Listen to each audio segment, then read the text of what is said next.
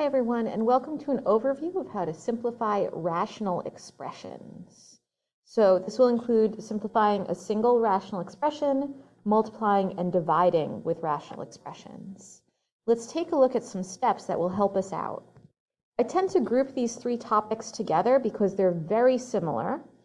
The only difference for division is that if you're given two fractions, you would flip the second fraction or find its reciprocal and change to multiplication. But other than that, all of the steps are the same. So step one in general is to factor every expression you're given if they can be factored. If they can't be factored, you just leave them.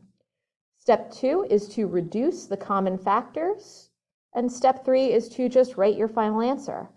And in your final answer, usually we don't need to multiply things together, so there's really no multiplying involved there. We just write all of the factors next to each other. And if there's something in the denominator, we would again write all of the factors there as well. So let's take a look at some examples. In example 1, I'm asked to simplify x squared minus 1 over x squared plus x minus 2. So we're going to do step 1, which is factoring. So I factored this difference of two squares into x minus 1 times x plus 1. And then I factored my trinomial into x plus 2 over x minus 1. If you need help with factoring, I do recommend my videos on factoring, so make sure to look that up on my YouTube site. But let's take a look at step 2. We're going to reduce the ones that match. So the x minus 1 and the x minus 1 match, so we just cross them out. And then finally, we're just going to write our final answer. So I just keep the x plus 1 on top and the x plus 2 on the bottom, and that's all that's left over. This is the final answer.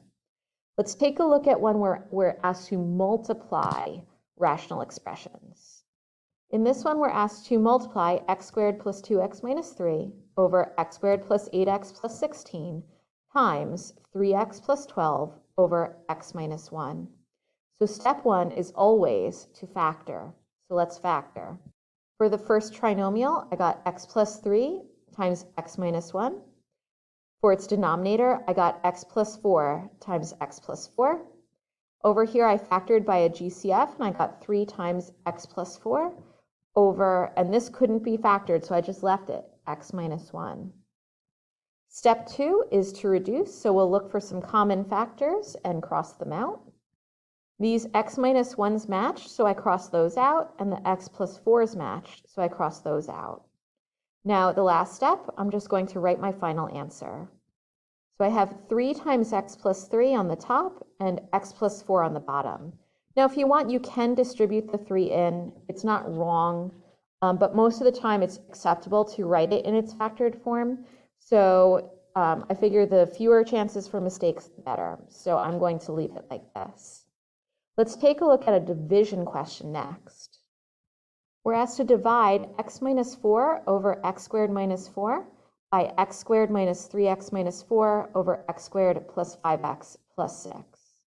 Now, because this is division, I'm going to flip this fraction and change to multiplication first, so I don't forget to do it later. And I get this. Now I'm going to factor this difference of two squares and these two trinomials. This can't be factored. So my difference of two squares became x minus 2 times x plus 2. This top became x plus 3 times x plus 2. And in the denominator, I have x minus 4 times x plus 1. Now we're going to reduce. So the x minus 4 here matched the x minus 4 there, so I can reduce those. And the x plus 2 matches this x plus 2, so I can reduce those. None of my other factors can be reduced. So now I'm just going to write my final answer. I'm left with x plus 3 over x minus 2 times x plus 1. And that's my final answer. So I hope this was helpful. Let me know if you have any questions.